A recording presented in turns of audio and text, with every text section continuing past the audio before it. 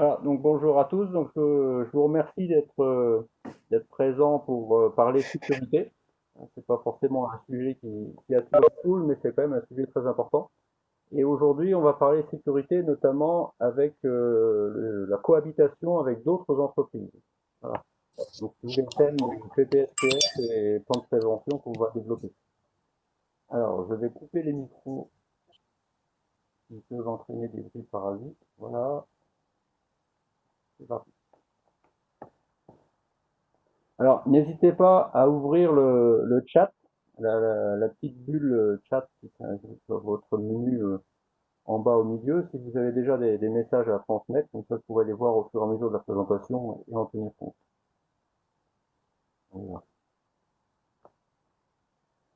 Donc, au programme de cette petite heure, une petite introduction sur la partie sécurité. Je vous présenterai un peu plus qui je suis et je chercherai à savoir qui vous êtes, même si j'ai une vue au moins à 75%. On parlera prévention des risques, parce que c'est quand même un sujet commun de tout ce qui est plan de prévention et PPSPS. Ensuite, je détaillerai un peu les nuances entre plan de prévention et PPSPS, et puis les points communs. Vous verrez qu'il y a beaucoup plus de points communs que de nuances. Et comme à chaque fois, on prendra quelques minutes pour échanger, parce que j'aime bien aussi avoir vos expériences, vos points de vue différents sur la chose, et comme ça, on peut en sortir enrichi tous ensemble. Voilà, c'est une petite conclusion pour la route.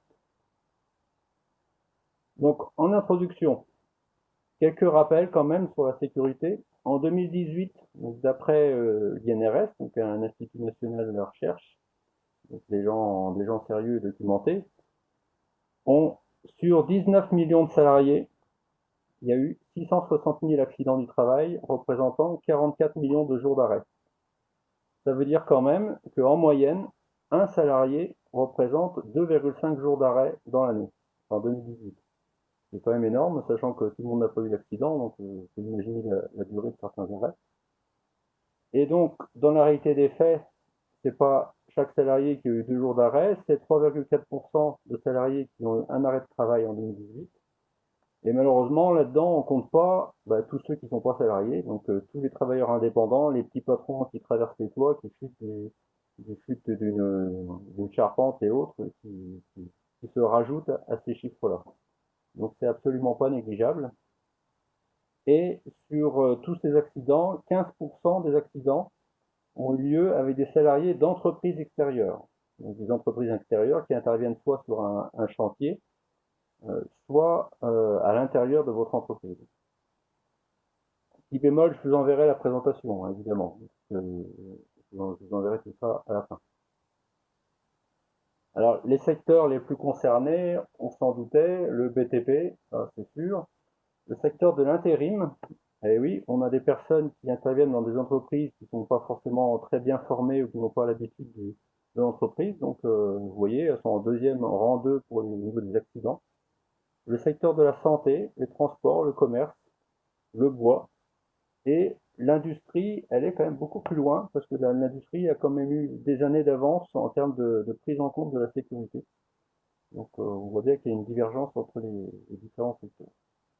Bref, il y a encore des accidents et la sécurité demeure un sujet très important, même en 2020. Alors, qui je suis? Alors, moi, je suis un spécialiste de l'industrie depuis 20 ans. J'ai été salarié jusqu'en 2016 et ensuite, en 2016, je me suis mis à mon compte, mais toujours dans ces métiers-là.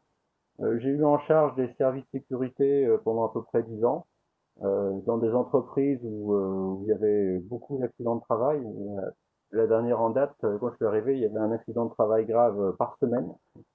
Donc ça marque, hein, parce que faut pas traîner pour traiter toutes les conséquences. Depuis 2016, donc je me suis mis à mon compte, comme certains d'entre vous, avec le réseau Rivalis pour accompagner les dirigeants de TPE. Moi, mon credo, c'est vraiment d'essayer de traduire toutes les bonnes pratiques qu'on trouve dans l'industrie pour les petites entreprises, pour ces petits patrons qui n'ont pas accès à des formations extraordinaires, à des budgets colossaux, etc., pour mettre en œuvre la sécurité, mais il faut aussi leur apporter notre assistance. Et je suis aussi enregistré auprès de la région Grand Est en tant qu'intervenant en prévention des risques professionnels. Donc ça me légitime pour pouvoir travailler sur les sujets de la sécurité en tant que membre extérieur d'une entreprise. Et la sécurité, pour moi, c'est pas juste de faire des documents pour être conforme à la réglementation, c'est d'abord de réduire des accidents de travail et des maladies. Hein, parce qu'on ne vient pas au boulot pour finir à l'hôpital le soir, j'en ai trop vu comme ça, donc il faut vraiment avoir cet état d'esprit. Alors maintenant, j'aimerais vous connaître un peu plus. Avez-vous des salariés? Sur quel secteur d'activité intervenez-vous? Avez-vous déjà rédigé des plans de prévention ou des PPSPS? Si vous avez une question particulière pour laquelle vous êtes venu à ce webinaire, je veux bien la connaître dès maintenant, comme ça je pourrais en tenir compte comme il faut, voilà, pour que je puisse adapter mon propos. Et donc je vais vous donner quelques secondes pour me dire tout ça sur le chat. On va pas faire un tour de table oral, mais vous allez m'écrire ça sur le chat pour que je puisse un peu voir le panorama et que je puisse adapter mon discours derrière en conséquence.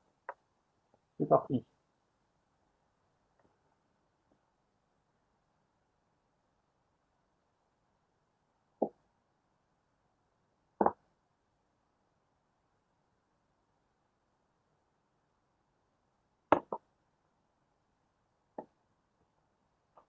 Donc, conseil aux entreprises, oui, aux TPE.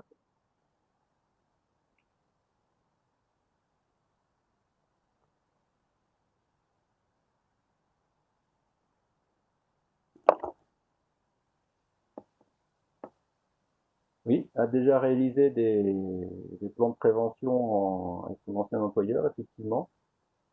Pour la problématique des temps d'utilisation sur écran, c'est vrai que quand on parle accident, on pense aux ateliers, aux ouvriers, mais il y a aussi la problématique des personnes administratives, c'est vrai.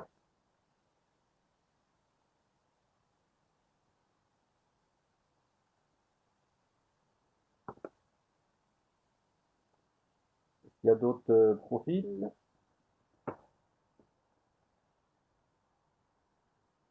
Je suis en mesure de corriger les plans de prévention, de vérifier leur cohérence, c'est vrai, ça a du sens aussi. Merci Florence. C'est vrai que parfois on voit des choses qui tiennent pas trop la route, je suis d'accord. Secteur logistique, industrie, formateur cassette, pont, nacelle, chariot. Ah ben là, vous devez avoir quelques notions de sécurité, c'est intéressant. Vous avez dû voir des choses aussi parfois risquées. Les chariots élévateurs, on voit parfois des choses bizarres. Sujet stratégique pour les TPE, je suis d'accord. Ils n'ont pas fait ces documents. Ok. Au niveau également du système de climatisation. Ah, effectivement, hein, ça fait partie des risques qu'on oublie parfois, tout ce qui est bactéries, ventilation. Bon, là, on est au fait avec les microbes, tout ce qu'on a fait depuis le début de l'année, mais effectivement, le système de climatisation, et puis le montage électrique. Ok, très bien. Donc là, j'ai une meilleure vision du public. Hop, confirmer. Je réalise également les documents uniques, effectivement, dans le domaine de la restauration. Et effectivement, dans le domaine de la restauration, il faut aussi des plans de prévention. J'ai géré des situations d'accident de travail. J'étais président du CHSCT, très bien, qui est passé depuis CSE avec l'antenne CSSCT. Mise en place d'un plan de prévention TMS. Oui, et TMS que pour la prévention des maladies professionnelles, c'est un sujet qui devient de plus en plus important. Ok, merci. Idem en CSE, très bien. Alors, un petit topo d'abord sur la prévention des risques, parce que ce soit plan de prévention, PPSPS, document unique, mais au final, c'est la prévention des risques qu'on traite, hein, d'une façon différente à chaque fois, mais c'est la même origine. Donc, dans la prévention des risques, il y a d'abord celui auquel on pense d'abord, l'enjeu juridique. Bah oui, vous êtes patron, vous êtes dirigeant ou responsable sécurité, etc., ou même chef d'équipe, hein, chef d'atelier. Si une bêtise est faite ou un accident a lieu en termes de sécurité, il y a un enjeu juridique. il y a une responsabilité pénale, hein, où le patron risque pas simplement une amende, mais également de faire de la prison, s'il va jusqu'à négligence manifeste ou faute grave. Donc effectivement, il y a un enjeu juridique avec un catalogue d'articles de loi. Alors, essentiellement, les articles de loi 41-21. Si vous voulez chercher, si vous voulez vous faire plaisir, vous tapez L 41-21 et vous allez y avoir plein de choses sur la sécurité.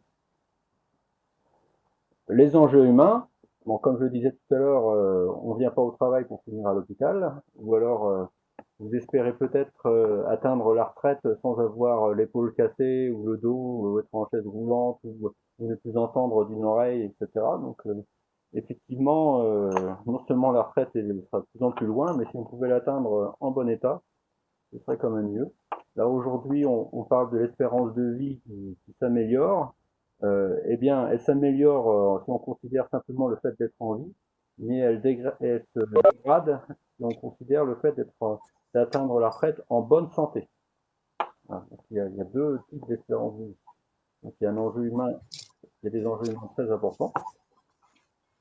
Des enjeux économiques. Alors, on a l'impression que la sécurité, ça coûte cher. Eh bien, l'insécurité, ça coûte beaucoup plus cher. Les accidents de travail, quand on fait les calculs, le bilan de tout ce que ça engendre, un accident de travail, c'est au minimum 10 000 euros en coût divers pour l'entreprise. Et si vous avez gratté un peu sur vos feuilles de paye, il y a, au niveau des charges patronales, il y a un taux qui s'appelle le taux ATMP, accident de travail maladie professionnelle, qui varie de 2 à 5% de la masse salariale. Donc, je vous garantis que quand vous avez beaucoup d'accidents de travail et que vous devez payer 5% de votre masse salariale totale par an, ça représente des sommes qui peuvent aller jusqu'à 20 000 euros de plus pour une entreprise de 20 personnes. Donc, il y a des enjeux économiques assez forts. Et la sécurité, c'est comme la qualité et l'environnement, quand c'est bien mené, c'est rentable. Là, moi, j'ai peur de le dire, et j'ai plusieurs arguments pour pouvoir le démontrer face au patron.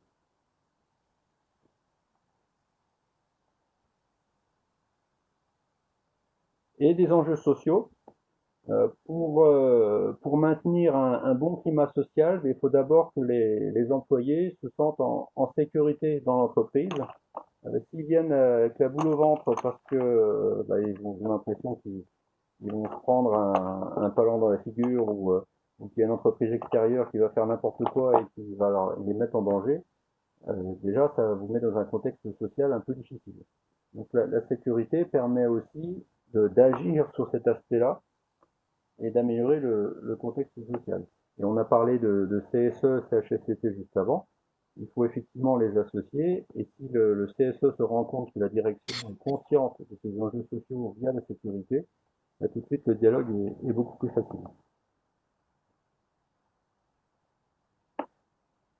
Alors, elle s'appuie sur des principes. On en compte, est-ce que vous savez, comment ceux qui ont pratiqué un petit peu la sécurité, les 9 principes qui sont dans le Code du travail liés à la prévention des risques?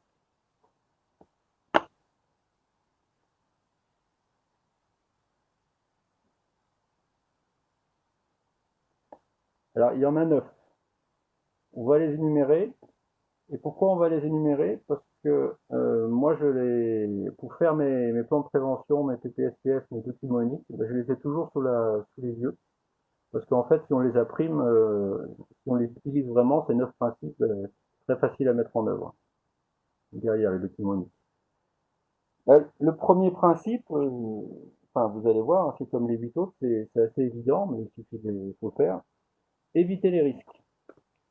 Euh, Parfois, on rentre dans des ateliers, on voit une montagne de choses lourdes sur des étagères. Bon, on se doute forcément qu'il va se passer quelque chose un jour parce qu'il y a forcément un chariot élévateur qui va venir buter sur une étagère et puis le carton qui va tomber sur l'établi ou autre. Donc, la première chose, au premier coup d'œil, il y a beaucoup de risques qui peuvent être évités. Parfois, le risque ne peut pas être évité, mais dans ce cas-là, il faut l'évaluer. Vous êtes sur un chantier, sur un trottoir, par exemple, vous devez dresser un poteau, mettre une borne électrique, hein, ça va être un sujet à la mode bientôt, et il y a une conduite de gaz juste en dessous. Vous ne pouvez pas la faire couper, parce que c'est une conduite de gaz de la ville, le système de chauffage et tout le tralala. Eh bien, avant d'engager le chantier, ça peut être intéressant justement d'évaluer le risque qu'on prend à travailler autour. Est-ce qu'il y a des précautions particulières? Est-ce qu'il faut vraiment pas tenter de la faire couper quand même? Voilà. Avant de s'emballer, évaluer le risque. Il ne peut pas être évité.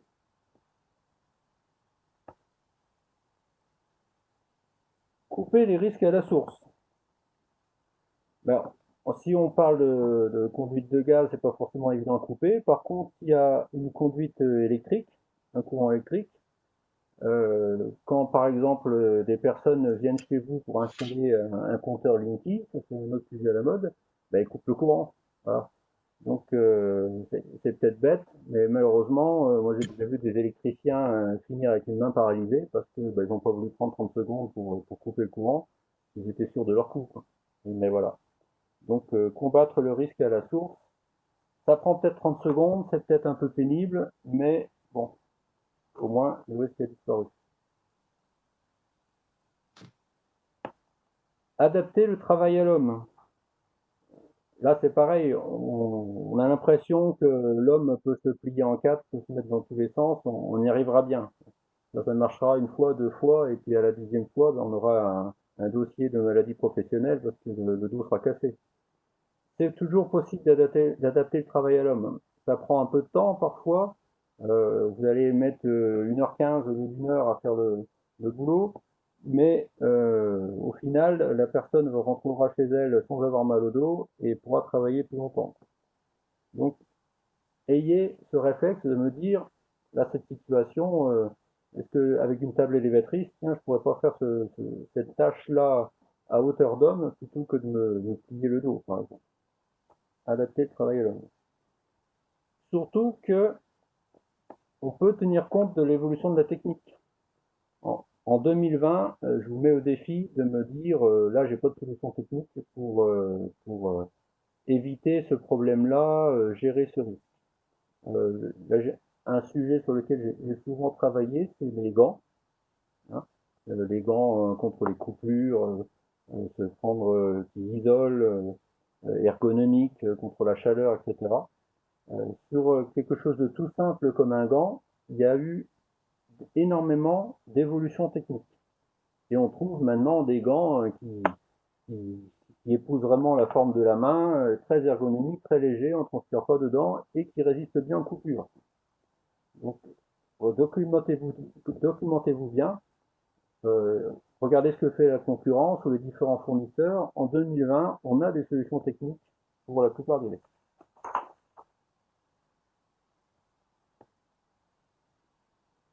Remplacer ce qui est dangereux parce qu'il n'est pas ou ce qu'il est moins. Euh, Aujourd'hui, notamment dans les services maintenance, il existe des solutions de graisse ou d'huile qui sont moins dangereuses, par exemple, pour les mains. Là, on a tous vu des opérateurs maintenance avec les mains dégueulasses en essayant de se laver et puis qui se retrouvent avec de la peau attaquée, etc. Il existe des produits verts qui sont moins agressifs et qui sont aussi efficaces. Donc, je ne vous demande pas non plus de basculer au tout bio du jour au lendemain, mais progressivement, faites l'inventaire de ce qui est dangereux, notamment sur ce type de produit, et essayez de le remplacer petit à petit par ce qui est moins dangereux. Planifier la prévention. Là, on est vraiment dans la prévention des risques.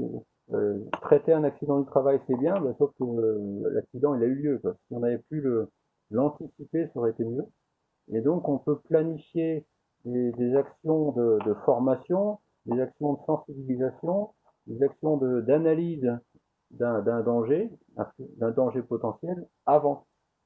Et on peut se faire un calendrier avec toutes les semaines une action relative à la sécurité. Au final, ça apporte.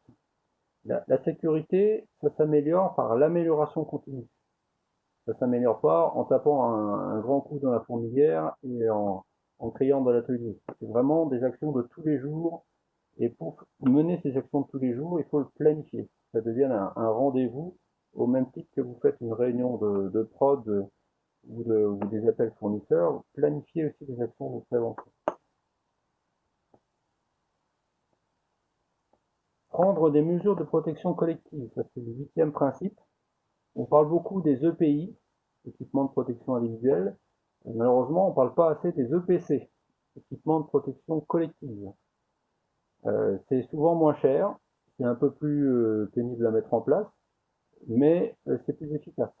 Je prends le cas, il n'y a pas très longtemps, d'une société industrielle où plusieurs personnes devaient intervenir sur le toit pour changer des dalles, pour nettoyer un peu des cochonneries. Et malheureusement, il y en a une qui est passée au travers, parce que il n'y a pas de harnais, il n'y a pas de ligne de vie, c'est un vieux bâtiment des années 60, enfin, quelque chose de terrible. La pose d'un filet en dessous le toit, en plus dans les bâtiments industriels, il y a des beaux poteaux où on peut s'accrocher, il n'y a aucun problème pour mettre un filet, aurait évité un accident de travail. Aujourd'hui, la personne regarde la télé en fauteuil roulant, donc c'est quand même dommage. Et la mesure de protection collective aurait permis de protéger tout le monde avec un gain, enfin avec un coût pas si gros que ça. Un filet à poser, c'est pas énorme. Et après, vous pouvez le détacher et le mettre ailleurs. Donc avant de penser EPI, pensez EPC, équipement de protection collective. Et donner les instructions appropriées aux travailleurs, ça c'est le 9e et dernier. Là, on va le voir notamment pour les plans de prévention et les PPSPS. Souvent, il se négocie entre le patron d'une société et le patron d'une autre. Et celui qui va faire le boulot, il n'est pas au courant du plan de prévention. Donc, communiquer, expliquer les choses. Si vous expliquez bien pourquoi il faut prendre telle précaution, l'opérateur, il apprendra cette précaution, parce qu'il s'agit de sa vie. Hein. Donc, mais il faut expliquer les choses pour éviter les accidents par ignorance. Voilà, donc j'étais un petit peu long sur la prévention des risques, mais c'est absolument indispensable pour la décliner dans le PPSPS, dans le plan de prévention, dans le document unique, tout ce qui tourne autour de la sécurité. Voilà. Et le sujet donc, qui nous intéresse aujourd'hui, c'est vraiment appliquer ces principes-là pour des personnes qui viennent d'entreprises extérieures. Je rajoute une difficulté parce que, en général, elles ignorent le lieu où elles vont atterrir. Alors d'abord, le plan de prévention. Vous allez voir, c'est pas très compliqué. Donc un plan de prévention, il est réalisé par un chef d'entreprise qui va accueillir à l'intérieur de son entreprise d'autres prestataires. Ça peut être une société de nettoyage qui vient dans un restaurant, par exemple. Ça peut être un prestataire informatique qui vient installer une baie informatique dans un établissement. Donc on est vraiment dans une notion d'entreprise extérieure qui arrive dans une autre entreprise. Donc c'est le donneur d'ordre qui a la main sur le plan de prévention. Une phrase un peu compliquée pour dire que l'entreprise utilisatrice, donc le patron, celui qui accueille les entreprises extérieures, est le responsable de la rédaction du plan de prévention. Il devra le communiquer forcément aux entreprises extérieures qui viennent. Et ça vise le plan de prévention à éviter les risques liés à l'interférence entre les différentes activités. Effectivement, vous avez un prestataire informatique indépendant qui vient vous installer une baie. Il va falloir qu'il introduise sa camionnette peut-être dans l'atelier, qu'il cohabite avec des chariots élévateurs qui circulent, qu'il comprenne l'installation électrique de l'entreprise, peut-être qu'il faut amener à couper le courant avec des impacts sur l'activité de l'entreprise. Voilà, c'est une notion d'interférence entre quelqu'un qui ne connaît pas votre entreprise et un patron qui doit gérer non seulement son activité, mais en plus cet intervenant extérieur. Mais c'est le patron de l'entreprise utilisatrice qui a la main sur le plan de prévention. J'insiste là-dessus, vous allez voir pour le PSPS, c'est l'inverse. Alors, il y a différents types de plans de prévention, tout comme il y a différents types d'intervention dans une entreprise. Il y a des plans de prévention qu'on peut appeler courts, Je reviens sur mon prestataire informatique qui vient installer sa baie. Une fois qu'il aura installé sa baie, bon, c'est terminé. Il aura peut-être un contrat d'entretien, mais ça ne va pas le faire venir énormément. Donc, dans ce cas-là, on peut imaginer un plan de prévention de type court. Il y a d'autres sociétés qui viennent de façon beaucoup plus récurrente. On parlait de la société de nettoyage tout à l'heure. Certainement qu'elle va venir, mettons, 2 heures par jour. Donc 2 heures fois 250 jours, voilà, on atteint un nombre important d'interventions. Alors il y a un seuil qui est défini par le Code du travail, qui est le seuil de 400 heures, hein, qui distingue le plan de prévention long du plan de prévention court. C'est souvent ce qu'on se dit. Alors moi je rajoute en plus la notion de récurrence. Même si vous n'atteignez pas les 400 heures, mais que l'entreprise vient une fois par mois ou une fois par semaine, qu'il y ait une récurrence, pour moi, ça fait l'objet d'un plan d'intervention, d'un plan de prévention long également. Et le troisième, qu'on oublie assez souvent, c'est pour tout ce qui est intervention logistique. Le livreur qui vient, on a tous l'image de certains livreurs très rapides qui vous balancent le carton au milieu de l'atelier en ignorant tous les dangers justement de leur façon de faire au milieu de votre entreprise. Donc ça va permettre de définir ce qu'on appelle un protocole de sécurité. C'est un plan de prévention logistique pour charger et décharger notamment. Alors dans ces cas-là, ce qui est souvent assez drôle, c'est que vos livreurs, vos chauffeurs, ils causent pas le français. Hein. On a tous rencontré des Polonais, des Allemands, des Espagnols. Et donc là, il y a une difficulté supplémentaire, c'est de faire comprendre qu'il y a des conditions de sécurité dans l'entreprise et qu'il faudra que, même s'ils ne parlent pas français, ils les appliquent. Donc trois types de plans de prévention en fonction de la récurrence, de l'intervention, de la nature de l'intervention. Donc maintenant, on va parler PPSPS. Donc déjà le nom, on prend un petit peu de recul pour l'apprendre. Le plan particulier de sécurité et de protection de la santé. On va résumer en disant PPSPS. Alors lui, il s'applique plutôt dans l'esprit chantier, BTP, bâtiment, génie civil, où donc sur un chantier qui peut être très grand, on a une multitude d'entreprises qui interviennent pour l'électricité, pour la maçonnerie, pour des boiseries, etc. Avec là toujours aussi une notion de cohabitation. Mais dans ce cas-là, euh, on n'a pas un donneur d'ordre qui rédige le plan de prévention. On a une sorte de donneur d'ordre qui s'appelle le coordonnateur SPS, qui va définir un plan général de coordination. C'est en gros les consignes générales. Donc là, comme consigne générale, vous vous stationnez en dehors de telle zone. Là, on est en plein Covid, donc vous venez avec un masque, vous lavez les mains tous les 45 minutes, etc. Donc ça, c'est les lignes directrices. Mais après, chacune des entreprises qui intervient devra présenter son propre PPSPS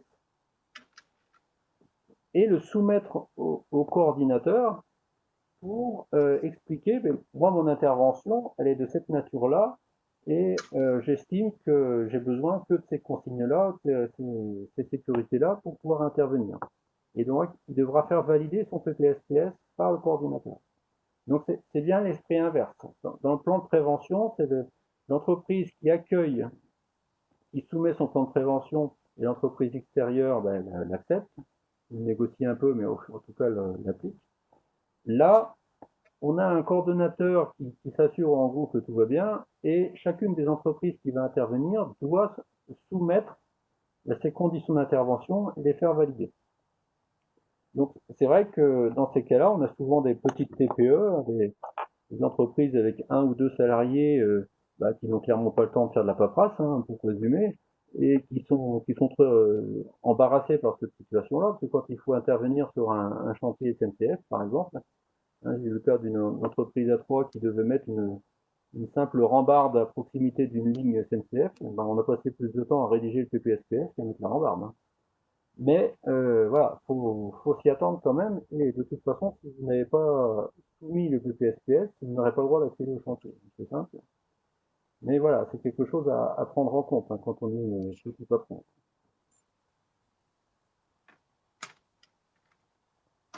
Donc c'est un outil d'organisation.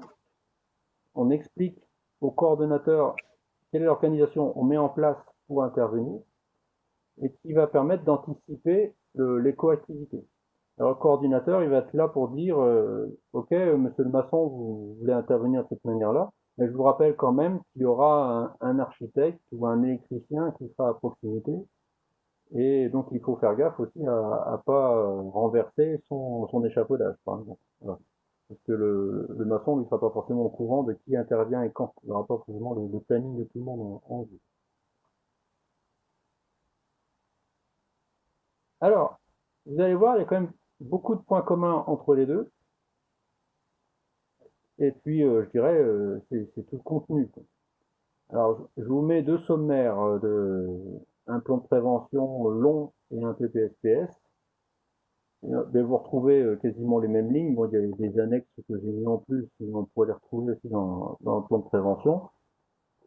Il y a des choses importantes. L'inspection commune qui est nécessaire pour les deux. On l'a dit tout à l'heure, le septième principe de la prévention, c'est planifier la prévention. Et bien là, on va faire, pour respecter ce principe-là, on va faire une inspection au préalable pour s'assurer que tout le monde est d'accord et que les conditions qu'on a définies, elles sont admises par tout le monde. Alors, inspection commune préalable, c'est pas forcément une semaine avant, hein. Ça peut être notamment pour une petite intervention, vous vous présentez le matin même à l'accueil et vous remplissez vos plans de prévention ensemble et puis ensuite vous rentrez. Mais soit avant la réalisation du chantier. Et puis le gros morceau commun, c'est évidemment l'étude des risques professionnels, euh, qui est une sorte de déclinaison du document unique, euh, qui sera adapté évidemment en fonction de votre chantier, mais qui apparaît dans les deux cas.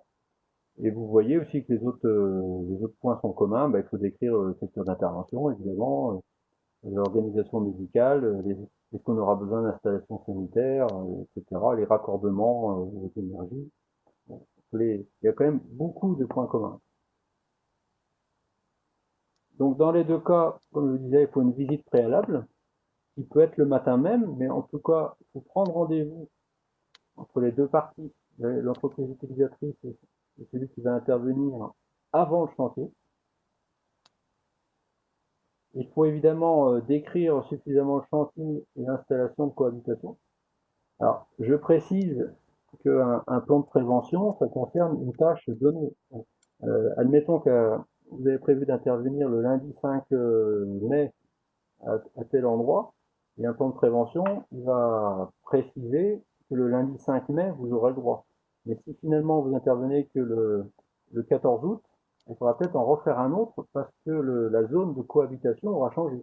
Il y aura peut-être un chantier supplémentaire ou une personne qui sera plus disponible, ou le chariot élévateur que vous aviez prévu d'emprunter, il sera plus là, voilà. Donc c'est associé à une date. C'est pour ça que dans la description du chantier, il y a aussi l'aspect temporel. Et puis une analyse de risque est demandée. Alors, moi, ce que je vous recommande pour aller vite, c'est vraiment de prendre les 9 principes de prévention qu'on a énumérés, et vous allez voir, ça va permettre de décliner les choses assez rapidement. Éviter les risques, une observation, ça nous permet déjà de voir les gros risques dont on peut se passer. Combattre les risques à la source, adapter le travail à l'homme. À défaut de pouvoir partir du document unique, il n'est pas toujours disponible ou facilement accessible, au moins appuyez-vous sur ces 9 principes.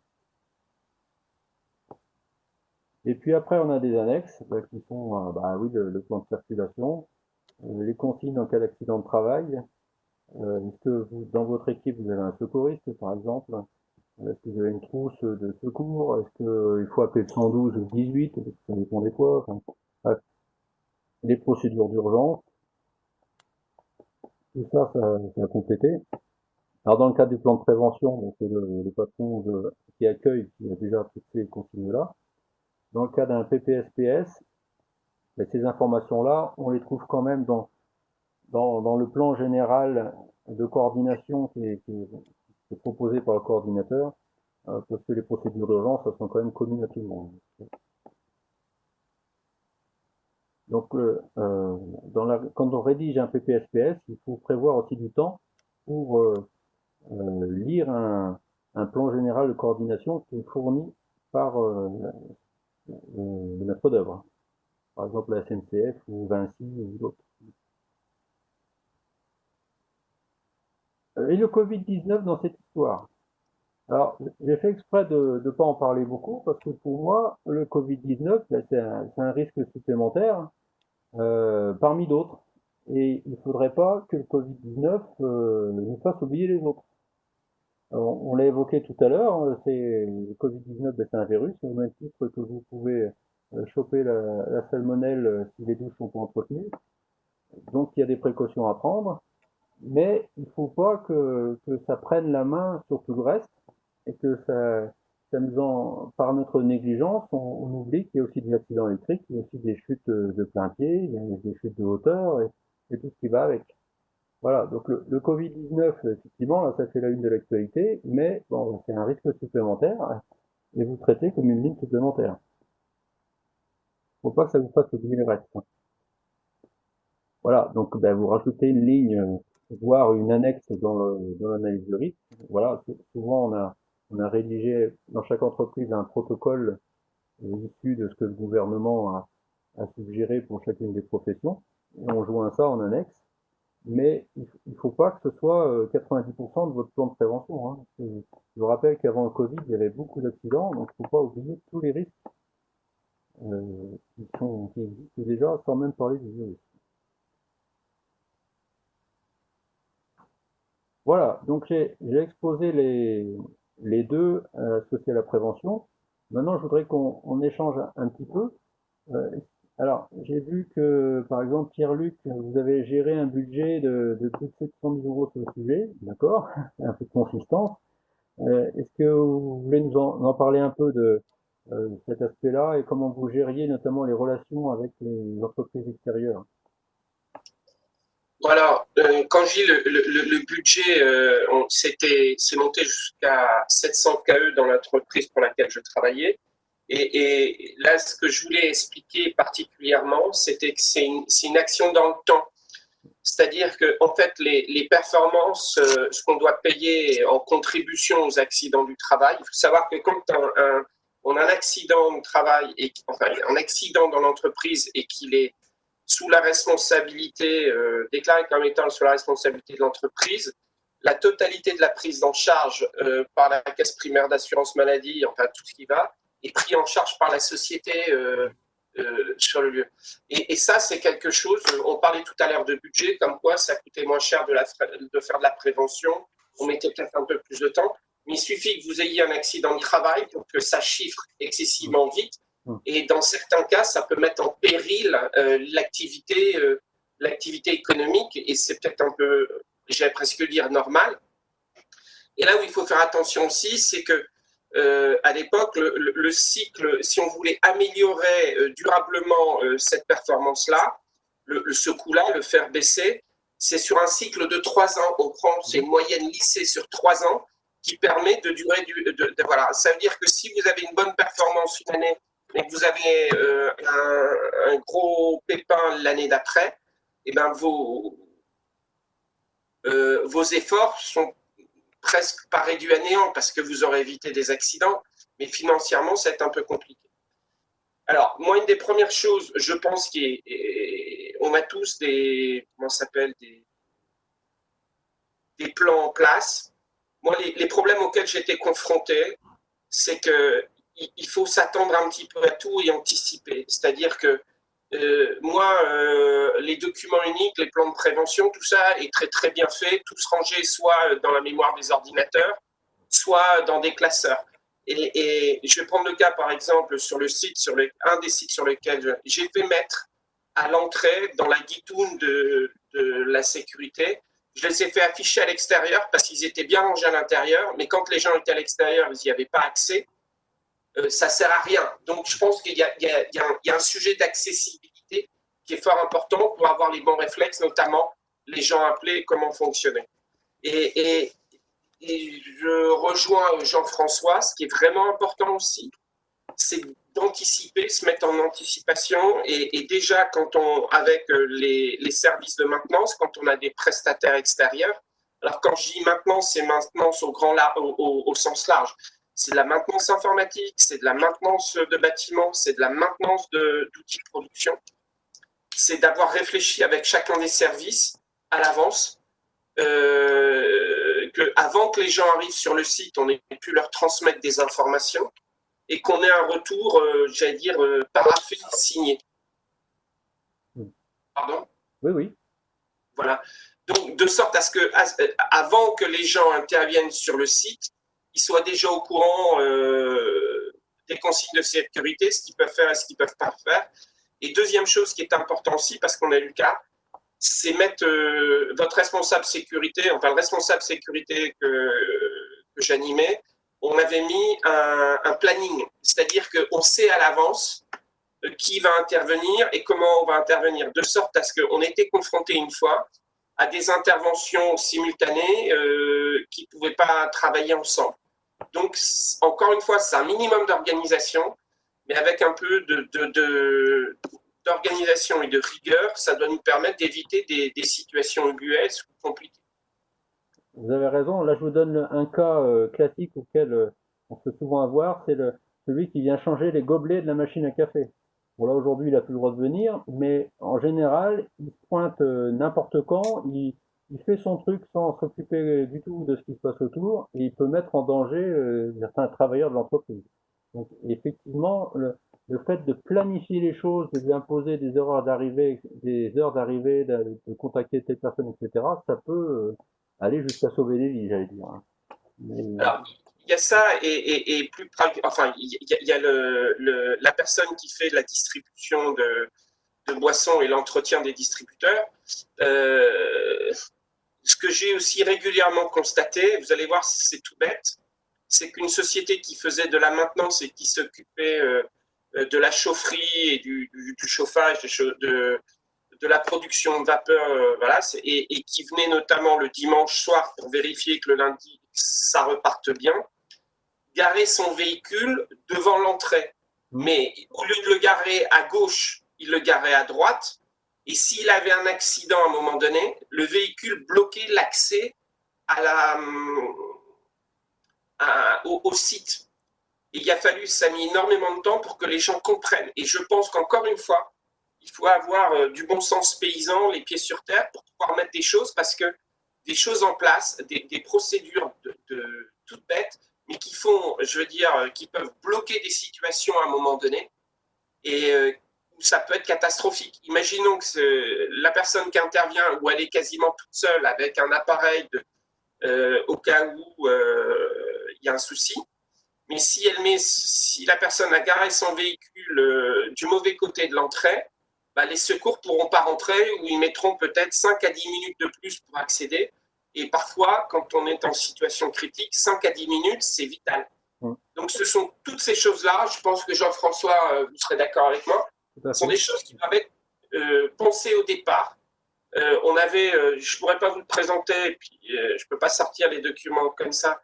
Un livret, des échantillons, voire même c'était sur comment ça s'appelle, l'intranet et l'extranet, c'est-à-dire que c'était en annexe des contrats de maintenance, avoir une liste et surtout ce qui est vraiment important, c'est d'être avant d'être confronté à des situations critiques,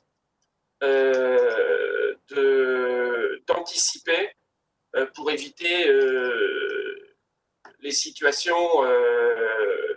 On peut pas satisfaire qu'un employé ou qu'un collaborateur ou qu'un sous-traitant soit blessé sur son lieu de travail, quoi. Enfin, moi, c'est pas acceptable. Et dites-vous bien qu'une entreprise extérieure ne connaît pas votre entreprise. Donc le risque, il est encore plus grand. Autant un ouvrier, il connaît le bâtiment, la structure, il sait globalement où est le danger. Une entreprise extérieure ne sait pas où est le danger. Donc il est d'autant plus important de travailler ça en amont. Est-ce qu'il y a d'autres personnes qui veulent intervenir parmi celles qui, par exemple, ont déjà rédigé des plans de prévention? Nathalie, Laetitia, N'hésitez pas à prendre la parole. Oui, donc moi, en tant que responsable du CSE, Hum, j'étais présidente, donc si tu veux, j'étais obligée donc de remplir les livrets. J'ai eu une personne en fait qui avait une infographiste qui avait des problèmes de vue, donc assez graves, et en fait on l'avait mise dans un corridor, donc avec une lumière totalement inadéquate. mhm. Et donc il a fallu, enfin j'ai demandé à la direction de changer de pièce et qu'elle soit à la lumière déjà pour qu'elle puisse mieux voir. Donc il y avait ça et j'avais parlé aussi des autres actions. En fait, il y avait eu plusieurs actions. À chaque fois, il fallait que je regarde par rapport à les postes de travail aussi. Donc la lumière qui était inadéquate. Cette même personne, infographiste, a été obligée de se faire opérer de la main à cause de la souris. Parce que la manipulation de la souris, quand on est sur ordinateur toute la journée, eh bien, ça pose des problèmes. Donc, elle a dû se faire opérer. Et pour éviter de se faire opérer de la deuxième main, on a dû adapter son poste de travail. Donc, voilà, c'est des choses comme ça. Et pareil pour la climatisation, qui n'était pas entretenue par le propriétaire des locaux. Et on a dû faire un comité de tous les étages pour pouvoir faire changer les choses parce que tout le monde tombait malade. On avait c'était une climatisation réversible, donc l'été on était malade, l'hiver on était malade, tout le monde était, enfin tous les salariés étaient malades. Hum. Donc voilà, c'est ce genre d'anecdote donc qu'on note dans les cahiers et puis que on met en face ce qui a été fait pour résoudre les problèmes. Alors, j'insiste un peu sur le rôle du CSE. Effectivement, quand on est dirigeant, on ne voit pas forcément tout ce qui se passe dans l'atelier et notamment les allées et venues des entreprises extérieures. Les membres Mhm. du CSE, en général, ce sont des personnes opérationnelles Mhm. qui, elles, voient ce qui se passe. Et donc, c'est vraiment intéressant de les interroger, de les associer pour notamment pour rédiger des plans de prévention annuels, les plans de prévention longs récurrents. C'est intéressant d'associer le CSE qui va vous dire, lui, il passe toujours par là, cette société, elle met jamais son gilet jaune, par exemple, ou son casque, etc. Donc, Mhm. ça fait un Oui. regard supplémentaire. D'autres choses comme les fontaines à eau qui n'étaient pas régulièrement entretenues et que les gens Voilà. tombaient malades parce qu'il y avait c'était c'était même, je dirais, dangereux pour la santé. Donc voilà quoi. Mais bon, c'est des choses effectivement quand on est sur place qu'on peut voir. Et puis nous, on faisait des remontées mensuelles à la direction pour faire changer les choses. Et puis bon, c'est même moi qui faisais changer les choses de toute façon. Et j'en profite pour rebondir sur Nathalie, et il y a un des leviers qui a été tout de même assez efficace, parce que c'est vrai qu'à un moment donné, on peut être confronté à des contraintes budgétaires. Par Mhm. contre, l'argument massue tout de même, c'est que c'est l'entreprise qui est responsable, et notamment le mandataire social, Mm. qui peut avoir enfin, des amendes. Ça peut aller même jusqu'à des peines de prison si on peut prouver que le nécessaire n'a pas été fait sciemment. Et là, je peux vous dire que quand on commence à parler sur ce temps-là, on n'est pas forcément apprécié. Par contre, ça fait avancer le sujet. Mm. Oui, c'est ce que j'avais indiqué d'ailleurs, et c'est pour ça qu'il a réagi beaucoup plus vite. Bon, faut être sûr de son coup, hein, quand même, quand on attaque comme ça. Ah quand tu lui dis il risque du pénal, tout de suite ça fait réagir. Voilà. Laetitia, tu voulais compléter? J'ai vu ton main apparaître. Oui, bonjour à tous. Donc moi, je suis chargée de mission QSE et effectivement, j'interviens notamment dans des carrières. Voilà, on rédige donc des plans de prévention chaque année pour toutes nos entreprises extérieures, donc notamment ceux qui viennent faire la maintenance de nos engins, qui viennent nous livrer. Donc il y a Total par exemple, qui vient nous livrer les fuels, enfin ce genre de choses-là. Et en fait, ce qu'on fait, c'est que donc chaque année, ils sont remis à jour et ils sont envoyés. Et ce qu'on voudrait mettre en place là cette année, c'est de pouvoir faire venir finalement ces représentants de ces entreprises Ouais. pour faire une réunion commune avec tout le monde et qu'on puisse voilà sur une demi-journée partager ces plans de prévention, que tout le monde ait le même discours et voilà pour ça puisse finalement réellement avoir un impact. Parce que, alors, ce qu'on fait, c'est qu'on les envoie en amont, donc généralement en janvier. C'est signé par les dirigeants, c'est signé par les différents intervenants aussi, donc les chauffeurs, enfin ce genre de personnes, enfin vraiment les techniciens. Et ensuite, c'est renvoyé. Mais est-ce qu'il y a réellement eu communication de ce plan de prévention? Voilà, on n'en est pas totalement certain. Et donc, c'est vrai que cette année, on voudrait au moins pouvoir rencontrer ces gens-là et pouvoir discuter de vive voix sur les plans de prévention, surtout en carrière, quoi. Que ce soit moins l'improvisation. Oui, c'est ça. Alors, ils les ont, enfin, je veux dire, ils connaissent quand même les risques carrières, mais c'est surtout, voilà, pouvoir vraiment avoir une discussion claire. Alors, je sais que, voilà, on intervient aussi, nous, en tant que transporteurs dans d'autres carrières, et je sais qu'il y a des carrières qui le font, qui font venir, voilà, chaque année tous leurs transporteurs, et au moins, ça permet sur une demi-journée de dire, bah voilà, tous nos risques, c'est ça. On a mis en place telle mesure et bon ben voilà, vous les EPI que vous devez pas reporter, c'est ça, dans telles conditions. Et donc au moins ça permet voilà d'avoir des choses assez concrètes et pas d'avoir un simple document. Enfin, c'est beaucoup plus vivant, et c'est vrai que ça permet aux chefs d'entreprise de pouvoir transmettre le message peut-être plus facilement, quoi. Ok, merci. C'est rien. Il y a d'autres personnes qui veulent intervenir? Ouais, et je rejoins Laetitia, hein, je pense que c'est vachement important d'anticiper. Maintenant, pour votre info, moi j'ai mis en place et j'ai suivi on peut digitaliser le process. Ça veut dire que à partir du moment où vous avez un site et ça permet aussi d'anticiper et d'avoir une signature électronique, comme quoi les gens ont pris conscience et sont au courant des procédures, de sorte à ce qu'on puisse formaliser. Je discutais avec une personne qui emploie régulièrement du personnel temporaire et d'intérimaires parce qu'ils ont une activité assez saisonnière et avec des pics difficilement contrôlables. Sa plus grosse problématique était d'avoir tous les documents parce que les gens arrivent dans le feu de l'action et par rapport aux agences avec qui il traitait, il a mis en place un protocole et les gens font une signature électronique avant de rentrer, c'est-à-dire qu'ils ont tous les éléments. Et je peux vous dire, ça a tout de même allégé la charge de travail, allégé et sécurisé la charge de travail du RH qui s'occupait de tout ça, sachant qu'aujourd'hui, ils ont les fichiers, ils ont la liste des habilitations, à savoir qui peut monter sur cette machine, qui ne peut pas monter. Est-ce qu'il y a une formation? Est-ce qu'elle a été validée ou pas validée? Et ça rejoint tout à fait ce que disait Laetitia pour les intervenants de transport ou intervenants en carrière. Ça vous permet très rapidement d'avoir à l'avance, quand les gens se présentent à l'entrée du site, qui déclinent leur identité, vous l'avez déjà dans le fichier et vous pouvez donner accès ou pas à des zones qui sont plus ou moins à risque, parce que vous pouvez valider immédiatement son habilitation et s'il était formé. Ok, merci beaucoup pour cette précision, effectivement. D'autres personnes?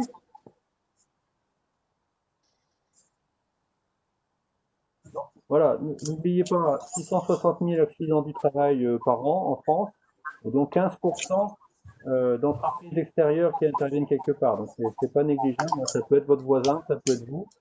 Donc c'est vraiment un sujet important à prendre en compte et à anticiper. Voilà.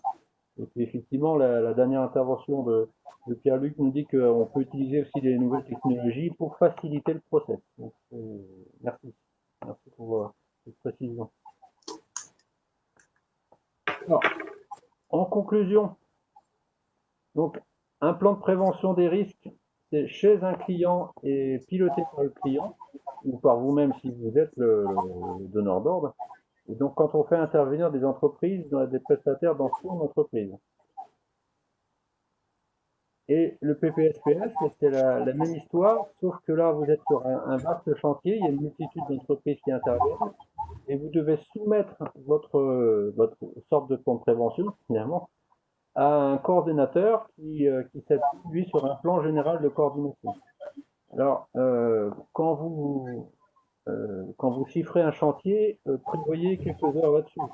Hein, dans le réseau Rivalis, on n'oublie jamais d'estimer le nombre d'heures qu'il faut pour analyser la rentabilité d'un chantier.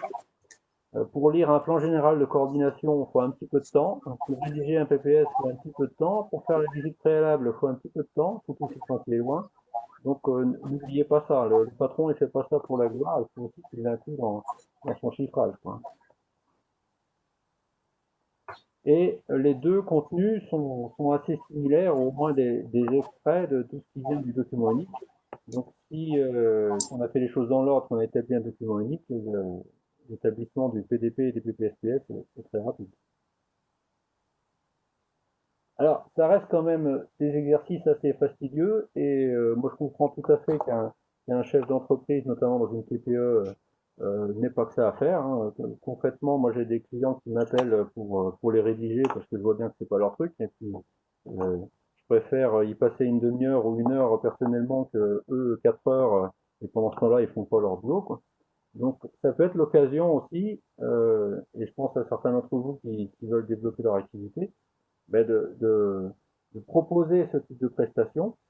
Et n'oubliez pas qu'il existe ce label, enfin cette initiale, IPRP, qui vous permet d'être reconnu au niveau de la région et d'intervenir de façon légitime auprès des entreprises pour faire ce type d'activité. Pas très compliqué à obtenir l'IPRP. C'est pas un examen, c'est plus l'analyse de votre CV, de votre expérience, de vos compétences, et ça s'obtient assez rapidement. Alors, un petit peu de publicité pour vous dire que si vous allez sur mon site, vous verrez différentes choses, ce que j'appelle la boîte à outils, des programmes de formation, des solutions d'accompagnement.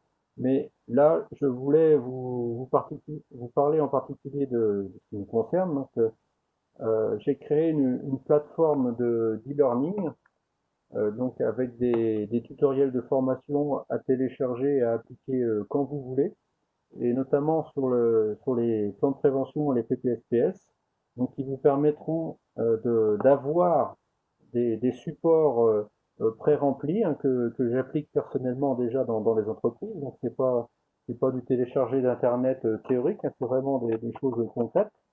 Donc vous partirez avec des supports qu'il suffira d'ajuster à vos entreprises, plus les tutoriels d'accompagnement pour expliquer comment compléter tout ça. Et donc, bah, je vends ça modestement sur ma plateforme au prix de 50 euros l'un ou l'autre, ou alors les deux ensemble. Alors, je pourrais même dire les quatre ensemble, parce que dans les plans de prévention, vous aurez 3 supports. Un plan de prévention long, un plan de prévention court et un protocole de sécurité pour le chargement et déchargement au prix de 75 euros. Et donc là, je vais vous mettre le lien sur cette plateforme, je vais vous le mettre dans le chat si vous voulez aller jeter un œil. Alors, j'ai pas réussi à faire un lien plus court pour l'instant. Ça va arriver. Voilà. Donc, encore une fois, avec ces deux modèles, vous aurez la trame avec des exemples pré-complétés, et ça vous permettra d'aller beaucoup plus vite pour réaliser les vôtres ou ceux de vos clients.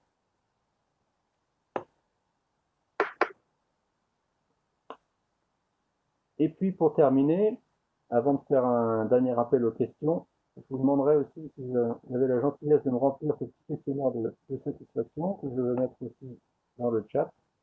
Ça prend 2 minutes, il doit y avoir 3 questions, mais qui me permettront de savoir ce que vous avez pensé de cette discussion et si vous avez d'autres sujets derrière.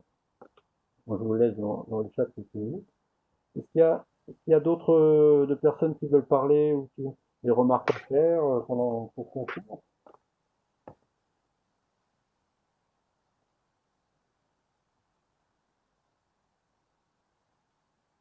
Je vais arrêter le chrono, on est rendu à 1 heure. Donc...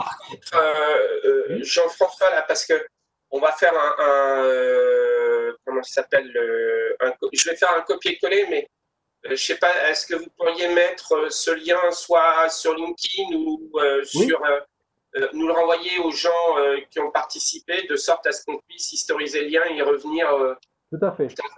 Vous êtes inscrit, donc effectivement, je vais vous envoyer la présentation plus les liens que vous pourrez recopier à droite à gauche, effectivement. Sans problème. Ah, le sondage ne fonctionne pas, ben, je vous le renverrai aussi. Alors, je vais faire un petit note. Ok. Très bien, mais je vous remercie de votre présence. Si vous n'avez pas d'autres remarques, ben, je vous souhaite une bonne journée, bon courage pour la suite, hein, avec qui je n'ai pas terminé. Merci Jean-François, c'était très, très intéressant. Très complet. Très complet pour nous. François, Oui, merci. merci. Merci beaucoup Jean-François. Bonne journée à tout le monde. Bonne journée à tous. Merci.